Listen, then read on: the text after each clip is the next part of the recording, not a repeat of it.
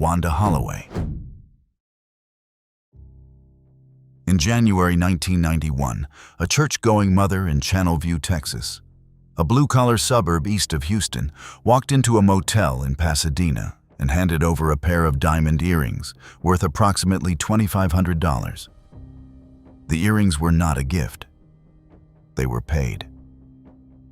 Wanda Webb Holloway, born in 1954, was hiring someone to take the life of her neighbor, Verna Heath. The reason had nothing to do with money, jealousy over a man, or a personal grudge in the traditional sense. It was about pom-poms.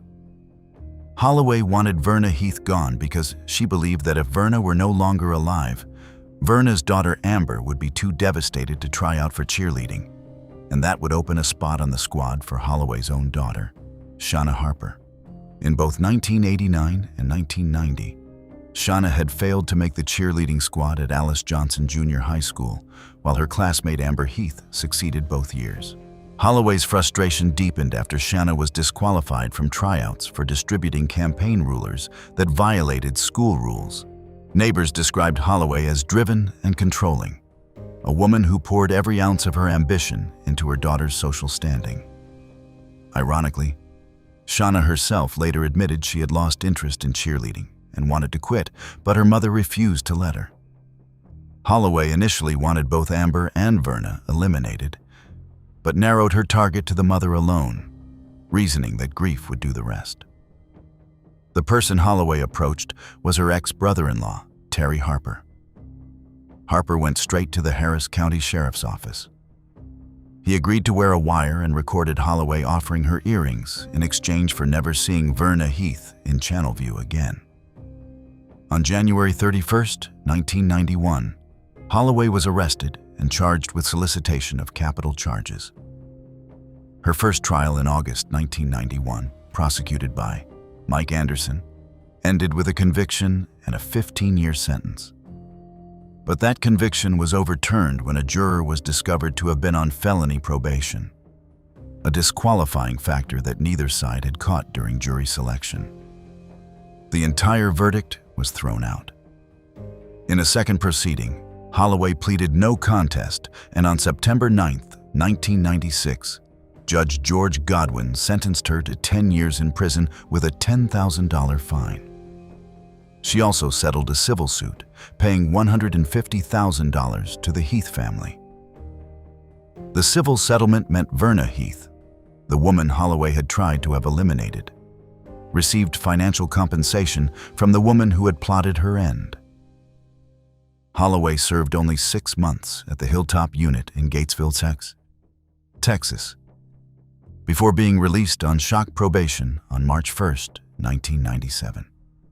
6 months for soliciting someone's end. She completed her probation and lives quietly in Texas to this day, maintaining her innocence and claiming she was framed by Terry Harper, who has since passed and can no longer respond to those claims. The case inspired the acclaimed 1993 HBO film, The Positively True Adventures of the Alleged Texas Cheerleader, Murdering Mom, starring Holly Hunter, and a December 2024 investigation discovery documentary in which daughter Shauna Widner, now a teacher and mother of 2, participated as part of what she called her healing process. Shauna has described a distant relationship with her mother. "We do not have a very close relationship." Wanda Holloway tried to have a woman ended over a cheerleading spot her daughter did not even want. She paid for it with diamond earrings and 6 months behind bars. Verna Heath survived. Amber Heath went on with her life. And the case became one of the most bizarre, true crime stories in American history. A story so absurd it sounds like fiction, except that every word of it happened in a Texas suburb where cheerleading mattered more than anything. But while Holloway's plot was stopped before anyone was harmed, the next case involved a former cheerleader whose scheme actually succeeded, and the fallout would make it one of the first criminal trials ever broadcast on live television. Pamela Smart. On the evening of May 1, 1990, in Derry, New Hampshire, 24-year-old Gregory "Greg" Smart arrived home to find his condominium ransacked. Two teenagers were waiting inside. One held a knife to Greg's throat. The other, a student named William "Billy" Flynn, placed a .38 caliber pistol to the back of Greg's head, said "God forgive me," and fired a single hollow-point round. Greg Smart was gone instantly. The scene was staged to look like a home invasion. But it was nothing of the sort. The person who orchestrated the entire plan was Greg's own wife, Pamela. Pamela Ann Smart, born August 16, 1967 in Coral Gables, Florida, had been a cheerleader at Pinkerton Academy in Derry before attending Florida State University. She married Greg in 1989 and took a job as media coordinator at Winnicott High School in Hampton, where she also volunteered with Project Self-Esteem, an awareness program for students. Through that program, she met Billy Flynn, a sophomore. She initiated a relationship with the teenager, gave him personal photographs, and began pressuring him to act against her husband. Prosecutors identified her motive as avoiding an expensive divorce and collecting a $140,000 life insurance policy. On the night of May 1st, while Pamela established an alibi at a school meeting across town, Flynn and accomplice Patrick Pete Randall, along with getaway associates Vance J.R. Latham Jr. and Raymond Fowler, entered the Smart condo and waited for Greg. Flynn carried the weapon. Randall held the knife. The two waited in the dark, and when Greg walked through the door, they carried out the plan exactly as Pamela had laid it out. An anonymous tip led investigators toward Pamela and her student intern, Cecilia Pierce. When the weapon was traced to Latamy's father's collection, the young men were arrested and confessed rapidly. Pierce agreed to wear a wire and recorded Pamela coaching her on what to say. "You'd be better off just lying." On August 1st, 1990, Detective Daniel Pelletier arrested Pamela with a line that became famous. "The good news is that we've solved the case of your husband. The bad news is you're under arrest." Pamela Smart's March 1991 trial at Rockingham County Superior Court became one of the first fully televised trials in American history, drawing enormous media attention and turning the case into a national spectacle. Cameras were in the courtroom every day. The public watched every witness, every piece of evidence, every argument in real time. After 14 days of testimony and 13 hours of deliberation, the jury found her guilty of accomplice to first-degree charges, conspiracy, and witness tampering. She received mandatory life in prison without the possibility of parole. All 4 male co-conspirators received lesser sentences and have since been released. Billy Flynn, the one who pulled the trigger, was freed in March 2015 after approximately 25 years. Smart remains incarcerated at Bedford Hills Correctional Facility in Westchester County, New York, making her one of the longest-serving female inmates in the state system at over 35 years. She has earned a doctorate in ministry and 3 master's degrees while imprisoned. In May 2024, she released a video statement accepting full responsibility for the first time, saying she had to acknowledge how responsible she was for everything that happened. Governor Kelly Ayotte rejected her request for a sentence reduction hearing. In January 2026, her lawyers filed a new habeas corpus petition arguing prosecutors provided inaudible transcripts that misled jurors. The case remains pending as of early 2026. The case inspired the 1995 Gus Van Sant film To Die for starring Nicole Kidman and a 2014 HBO documentary, captivated the trials of Pamela Smart. Pamela Smart manipulated a teenager into ending her husband's life so she could collect insurance money and avoid divorce. She has been behind bars for over 3 decades. The person she manipulated has been free for years. Whether that disparity represents justice or something else, is a question the courts are still being asked to answer.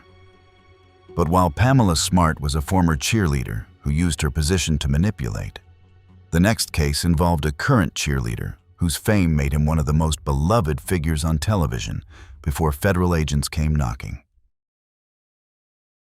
Jerry Harris. When Netflix's Cheer premiered in January 2020, Jerry Harris became the breakout star of one of the most watched docuseries of the year. His infectious mat talk, his resilient backstory, and his relentless positivity on the Navarro College cheer team made him an overnight sensation. His Instagram surged past 1 million followers. He landed brand deals with Cheerios, Starburst, and Walmart, interviewed celebrities at the 2020 Oscars for the Ellen DeGeneres Show, appeared on Oprah Winfrey's 2020 Vision Tour, and even interviewed then-candidate Joe Biden. He was 20 years old. The entire country knew his name. He was the feel-good story of the year, the kid from a tough background who made it through cheerleading and came out the other side with a smile that could light up a stadium. And none of it was what it seemed. Harris was born July 14, 1999, in Hinsdale, Illinois, and raised in Bolingbrook, a Chicago suburb. His mother, Lizzie Bowman, passed from lung cancer in 2016 when Jerry was 16, leaving him to live with a foster family. A GoFundMe raised approximately $59,000 to support him. He was picked on in school and struggled with his weight and his identity. Cheerleading became his lifeline, the thing that gave him purpose and community. He enrolled at Navarro College in Corsicana, Texas, joining the legendary cheer team coached by Monica Aldama. The Netflix cameras captured his energy, his kindness, his ability to lift everyone around him.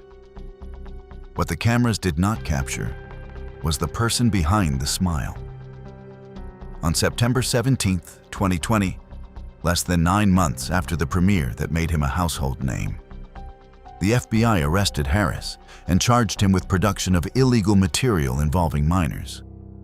The investigation began after the mother of twin brothers discovered explicit messages between her sons and Harris on Snapchat in February 2020, the same month the show was still dominating conversations across the country.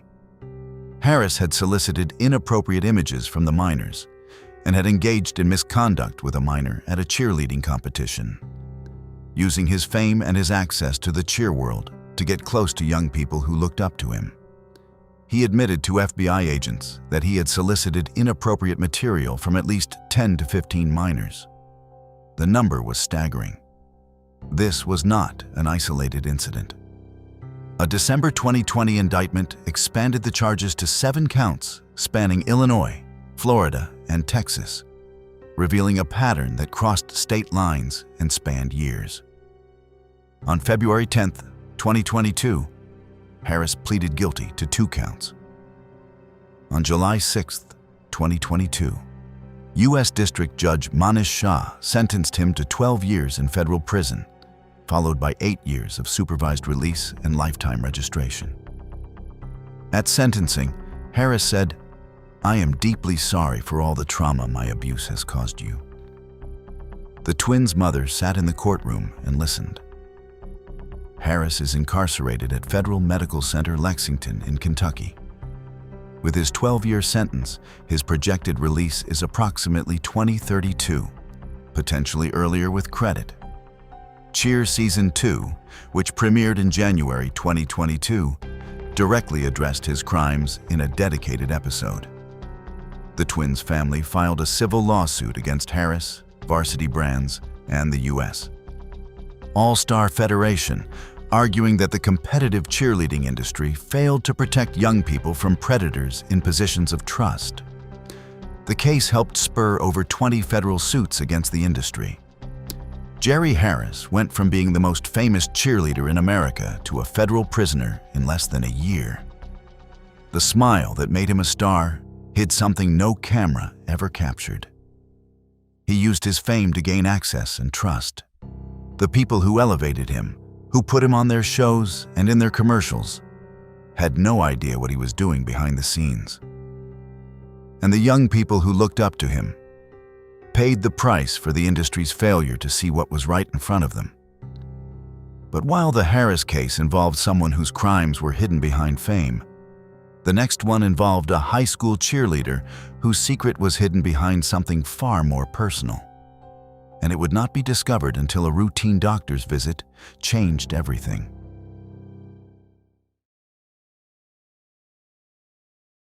Brooke Skylar Richardson. On May 7, 2017, 17-year-old Brooke Skylar Richardson gave birth alone in her parents' bathroom in Carlisle, Ohio, a small village of about 5,000 people north of Cincinnati. She claimed the baby, a girl she named Annabelle, was stillborn. She buried the infant in a shallow grave in the backyard and placed a flower on top. Hours later, she texted her mother, "My belly is back, OMG." Richardson was a varsity cheerleader at Carlisle High School, an honors student planning to study nursing at the University of Cincinnati. Since the age of 12, she had battled severe anorexia nervosa, bulimia, and body dysmorphia, conditions exacerbated by the physical demands of cheerleading. She reportedly refused to buy gum because it contained 5 calories. Her relationship with her own body was so distorted that she could not see what was happening to it. In August 2016, she became pregnant during a brief relationship with Trey Johnson. She concealed the pregnancy from everyone, including her parents, her friends, and her doctors, for months. On April 26, 2017, a gynecologist appointment revealed she was in her 3rd trimester. She reportedly told the doctor, "I can't have a baby, I'm going to college."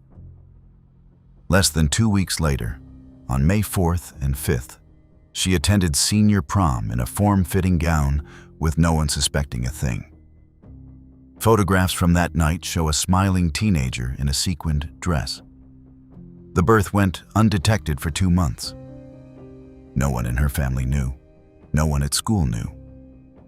On July 12, 2017, Richardson visited her OB/GYN for what she thought would be a routine appointment for birth control.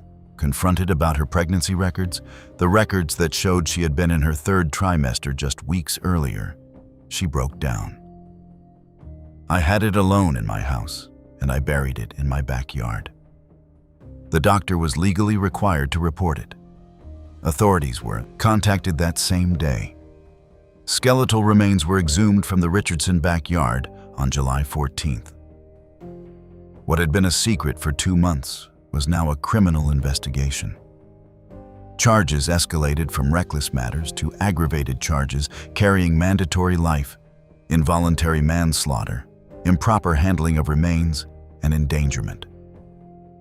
Richardson rejected a plea deal, insisting, "I'm not going to plead to something I didn't do." Her trial began September 3, 2019 in Warren County. The prosecution argued Richardson ended an unwanted life to preserve her perfect future, that she was a young woman who cared more about her appearance and her plans than about the baby she had carried for 9 months. The defense countered that the baby was stillborn, that Richardson was a deeply unwell teenager suffering from eating disorders so severe she could not even acknowledge her own body was changing, and highlighted a devastating blow to the state's case. The prosecution's own forensic anthropologist retracted her claim about charred bones, undercutting the theory that Richardson had tried to destroy evidence by burning the remains. That retraction effectively collapsed the prosecution's strongest argument. On September 12, 2019, after 4.5 hours of deliberation, the jury acquitted Richardson of the most serious charges, convicting her only of improper handling of remains, a 5th-degree felony. Richardson received 3 years of probation and 7 days of jail time, credited as time served. Her probation was terminated early in November 2020 after 14 months. In October 2022, Judge Oda sealed her conviction record, Ohio's equivalent of expungement. Richardson, now approximately 26 to 27, has no public social media presence and has stayed entirely out of the spotlight. She had expressed interest in studying law and working for the Ohio Innocence Project. Brooke Schuyler Richardson faced charges that could have sent her to prison for life. She walked away with probation, early release, and a sealed record. The baby, whom she named Annabelle, has no record at all. But while Richardson's case divided the public over whether she was a scared teenager or something worse, the next one left far less room for debate. And it involved a woman old enough to know exactly what she was doing. Molly Shattuck.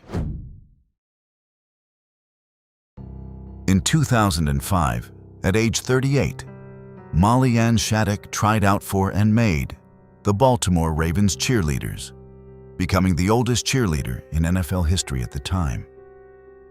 The story was covered nationally. She was the feel-good headline of the NFL season, a mother of three who proved age was just a number. She cheered for 2 seasons on the sidelines of NFL games in front of tens of thousands of fans and coached part-time for 6 more years after that. Born Molly Ann George in 1967 in Ford City, Pennsylvania, she was voted homecoming queen in high school and graduated from Indiana University of Pennsylvania with a marketing degree. She married Mayo A. Shattuck III, millionaire CEO of Constellation Energy, in 1997. The couple had 3 children and were prominent Baltimore socialites. Shattuck was a fitness consultant, the author of Vibrant Living, and appeared on the reality show Secret Millionaire. Her record was broken in 2009 by Laura Vickmanis of the Cincinnati Bengals. But Shattuck remained a public figure in Baltimore society circles. She had the name, the wealth, the platform, and the public image of a woman who had achieved everything she set out to do. In May 2014, Shattuck noticed social media photos of her son Spencer's classmate at McDonough School, one of the most prestigious private schools in Maryland. Her son texted the student, "You should text my mom. She is obsessed with you." That text from her own son was the opening move. What followed was a months-long grooming campaign involving explicit messages, photographs, and lunch break meetings where Shattuck would pick up the student from school in the middle of the day and drive to a parking garage in her Cadillac Escalade. She was a 47-year-old mother of 3 targeting a student at her son's school, using her wealth and access to create opportunities that no teenager could fully understand or resist. Over Labor Day weekend 2014, at a rented vacation house in Bethany Beach, Delaware, Shattuck provided alcohol to minors and engaged in serious misconduct with the student on 2 occasions. The student was a classmate of her own son. She used her son as the initial point of contact.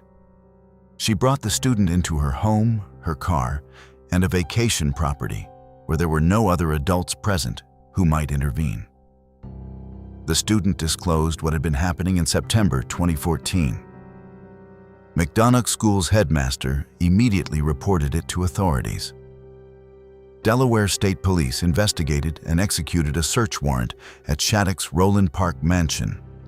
On November 5, 2014, she turned herself in on a 9-count indictment, including 2 counts of third-degree charges. On June 16, 2015, Shattuck pleaded guilty to 1 felony count of 4th-degree charges. At sentencing, she collapsed in the courtroom. Judge E. Scott Bradley sentenced her to 15 years in prison with all but 2 years suspended. The 2 years were served as 48 alternating weekends at a Delaware correctional facility, meaning she reported on a Friday and was released by Sunday every other week for nearly 2 years. She was also ordered to register as a Tier 2 offender for 25 years, pay $10,650 in restitution, and complete weekly community service. Victims' advocates widely condemned the sentence as shockingly lenient. The Marshall Project ran a piece asking how a felony conviction for a crime against a minor resulted in weekend detention. The disparity between the severity of what she did and the consequences she received became a flashpoint in conversations about how wealth, race, and gender influence sentencing outcomes. Shattuck completed her 48 weekends in September 2017. She was divorced from Mayo Shattuck shortly after her arrest. She remains a registered offender in Maryland and Delaware through approximately 2040 and has maintained a low public profile since completing her sentence. Molly Shattuck was the oldest NFL cheerleader in history. She used her own son to make contact with a student, groomed that student over months, and received 48 weekends. The student's life was permanently altered. Shattuck was home by Monday every single time. If you've made it this far and enjoy deep dives into the most shocking criminal cases, hit that subscribe button and don't forget to press the bell icon. But while Shattuck's sentence raised questions about accountability, the next case involved a very different kind of crime, one that had nothing to do with people at all, and everything to do with a 6-month-old goat named Willie. Aubrey Van Landingham. On October 23, 2024, at Vista Ridge High School in Cedar Park, Texas, a 17-year-old senior named Aubrey Lane Van Landingham entered the school's FFA barn after hours.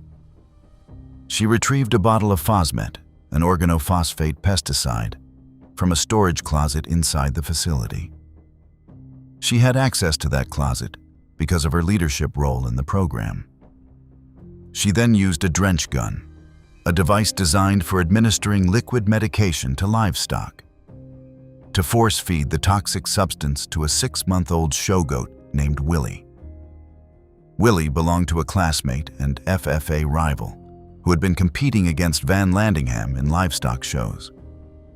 School surveillance footage captured Van Landingham straddling the goat and forcing the syringe into its mouth multiple times as the animal struggled and tried to pull away from her.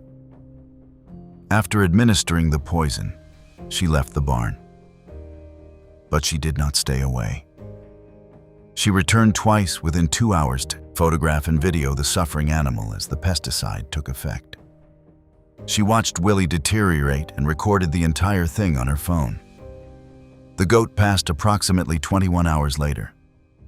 According to reports, Willie passed in the arms of his owner, a classmate who had raised the animal from birth for competition and who held him as he took his last breath. Van Landingham was both a cheerleader and a competitive FFA member who had recently been named president of her school's FFA chapter. She competed in livestock shows with her own goat, Lacey. She was supposed to be the student who set the example for younger members. She had been trusted with access to the barn, the animals, and the supplies stored inside it. What investigators discovered on her phone made the case even more chilling. A search of her device revealed queries including, can straight bleach kill goats, how much bleach kills a goat, and how to clear search history. The searches showed planning and premeditation. She had researched methods beforehand, and then tried to cover her digital trail after the fact. She admitted this was actually her second attempt to poison Willie. The first attempt, using a different substance, had failed. The goat survived the first round. Instead of stopping there, she came back with a stronger chemical and a more aggressive delivery method. She escalated. She was not acting on impulse. She made a deliberate decision to try again after failing the first time, initially denying any involvement when questioned by school administrators and then by police. Van Landingham confessed on October 29th after being confronted with the surveillance footage. The video was unambiguous. It showed her entering the barn, walking to the storage closet, retrieving the Fosmet, and forcing it into the goat's mouth while the animal fought to get away. There was no room for denial once the footage was played. She was arrested on November 22, 2024, and charged with one felony count of cruelty to livestock animals. a state jail felony carrying up to 2 years in prison and a $10,000 fine. She was released on $5,000 bond, banned from Vista Ridge High School for the remainder of the school year, and barred from caring for any animals unsupervised as a condition of her release. The FFA chapter she had led as president continued without her. Her own showgoat, Lacey, was reportedly placed in someone else's care. A pre-indictment hearing was scheduled for January 15, 2025. As of early 2026, the case appears to still be proceeding through the Williamson County court system, with no verdict, plea deal, or sentencing publicly reported. The victim's family has called for jail time. Aubrey Van Landingham was the president of the FFA chapter at her school. She was entrusted with the care of living animals. She researched how to end one, failed the first time, came back to finish the job with a stronger substance, and then returned twice more to watch the results and record them on her phone. The goat's owner held Willie as he passed and has not spoken publicly since.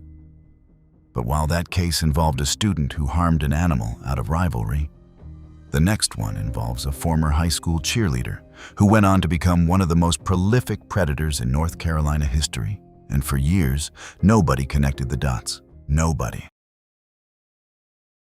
Henry Louis Wallace. Between 1990 and 1994, in Charlotte, North Carolina, 11 women were taken.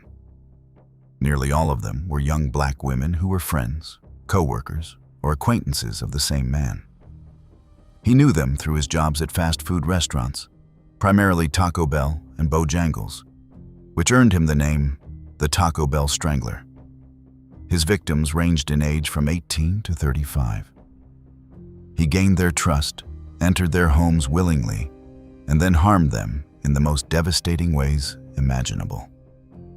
He attended his victims' funerals afterward. He filed a missing persons report for one of them. He showed up at vigils. He consoled grieving families while knowing exactly what had happened. And for nearly 2 years, nobody in law enforcement connected any of the cases to one another. His name was Henry Louis Wallace, born November 4, 1965, in Barnwell, South Carolina.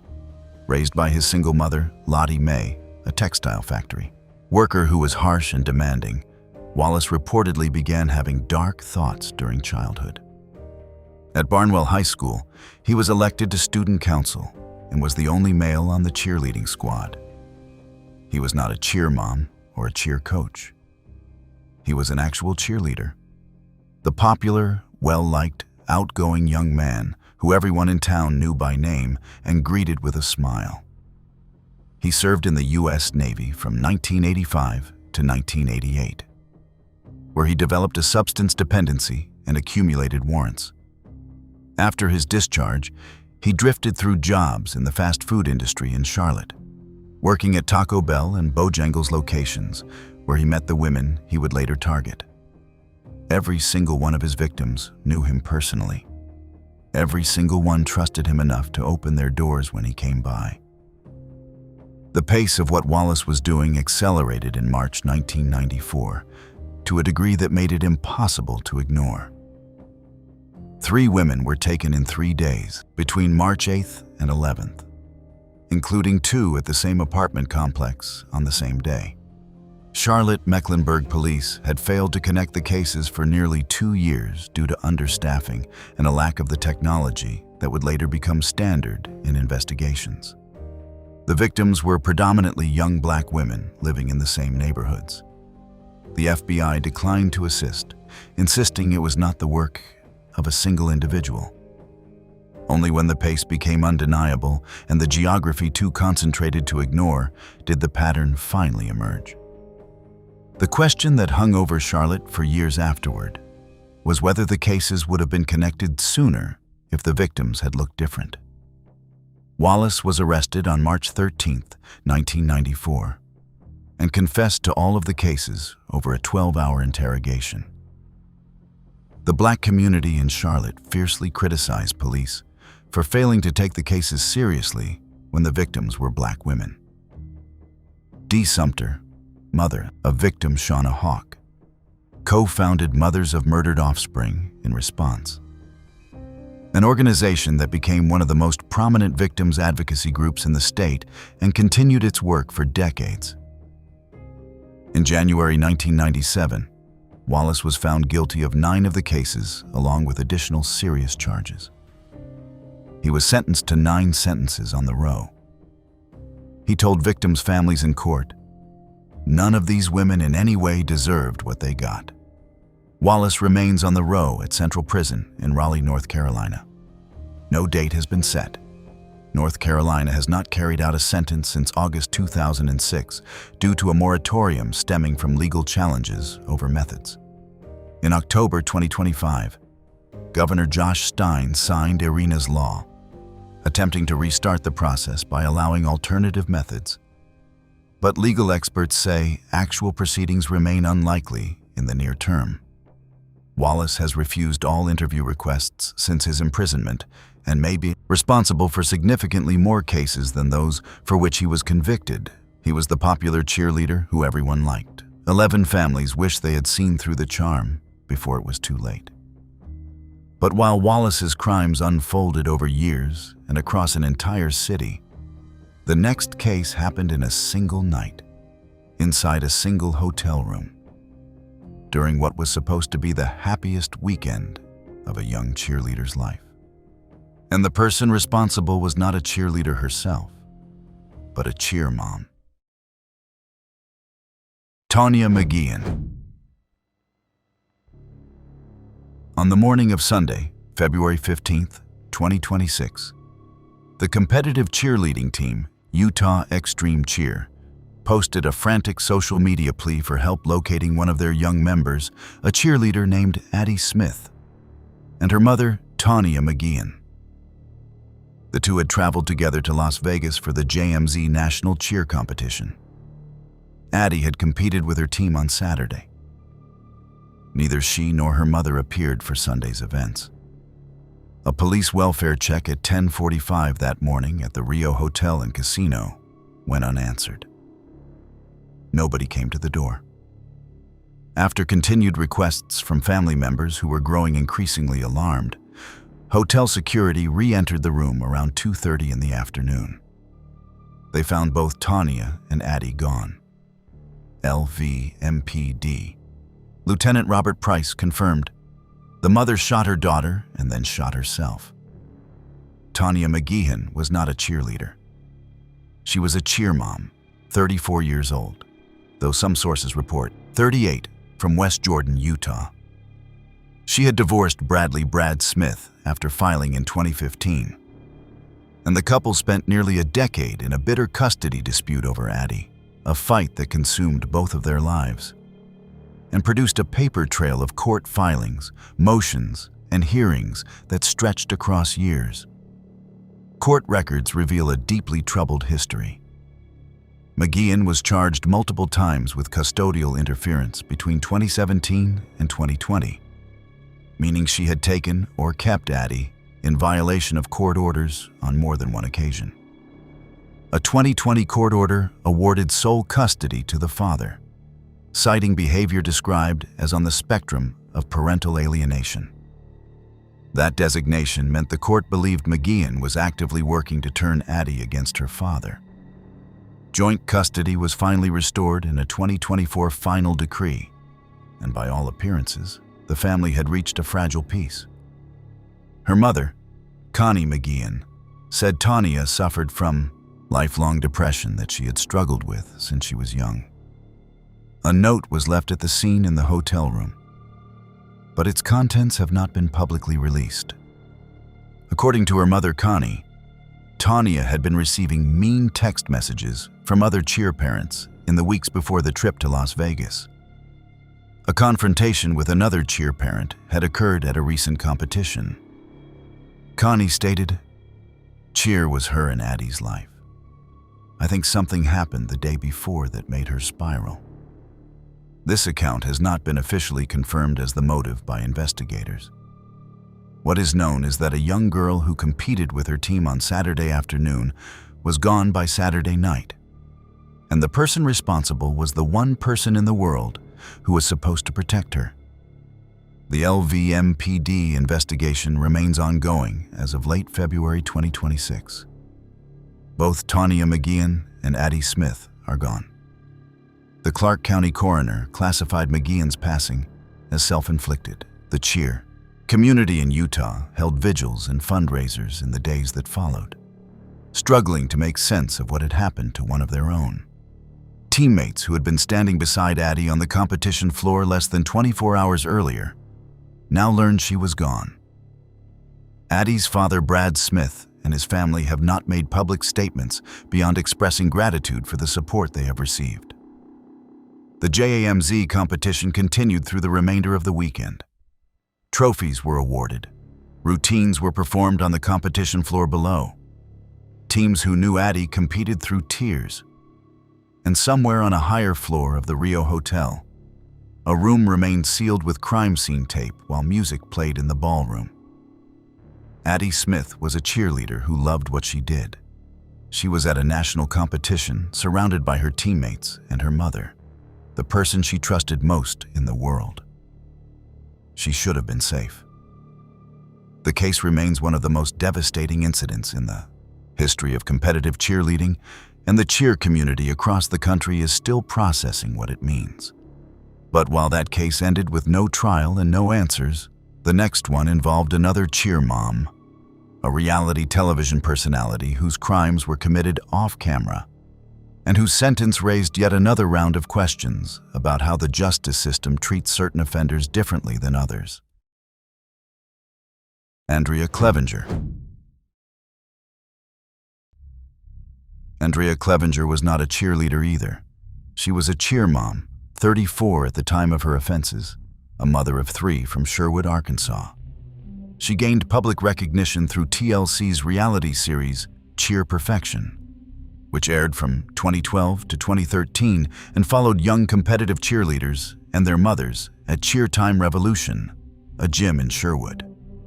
The show featured intense competition, demanding routines, and the mothers who pushed their daughters to win at every level.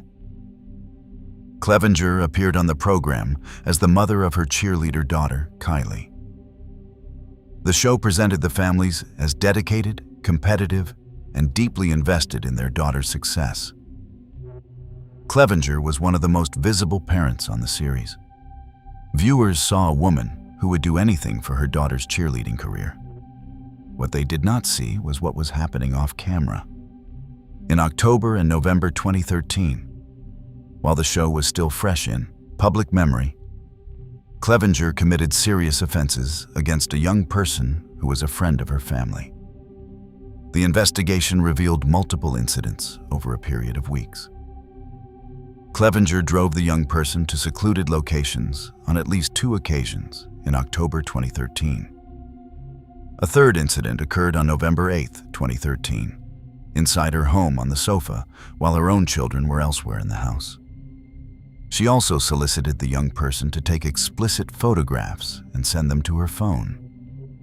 Forensic investigators recovered 32 explicit images from the young person's device using specialized extraction software that could pull data even after it had been deleted. When confronted by the young person's mother, who had discovered what was happening, Clevenger admitted to the conduct and offered a justification that revealed exactly how she saw the situation. The young person doesn't act their age. On November 27, 2013, the Arkansas hotline received a call reporting what had happened. Sherwood police investigated, recovering the deleted images from the device and building a case that left no room for doubt.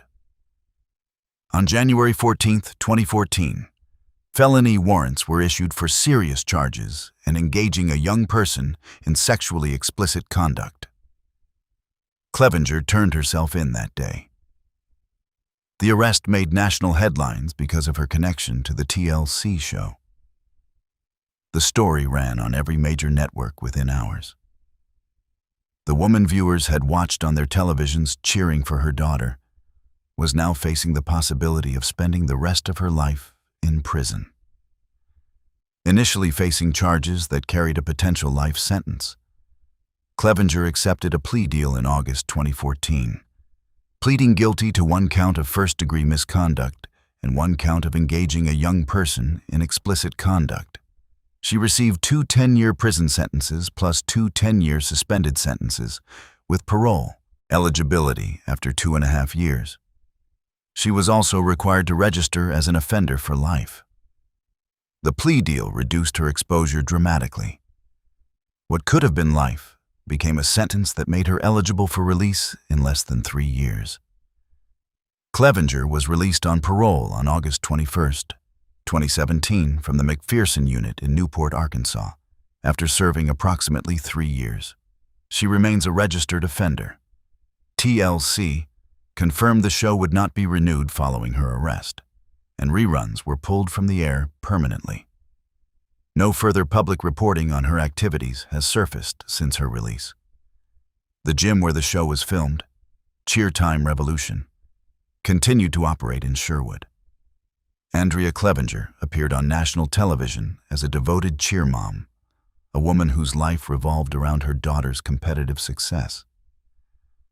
Off camera, she was committing serious offenses against a young person who trusted her family. She faced the possibility of life in prison. She served 3 years. The young person whose images were recovered from that device carries what happened for the rest of their life. Clevenger was home before most people even remembered the show she was on. The gap between what she did and what she received is one of the widest on this entire list. And it sits alongside the Shattuck case as a reminder that certain offenders receive outcomes that would look very different if the person standing before the judge did not match a particular profile. This was all from our side today. Thanks for watching. Click here to check out another video.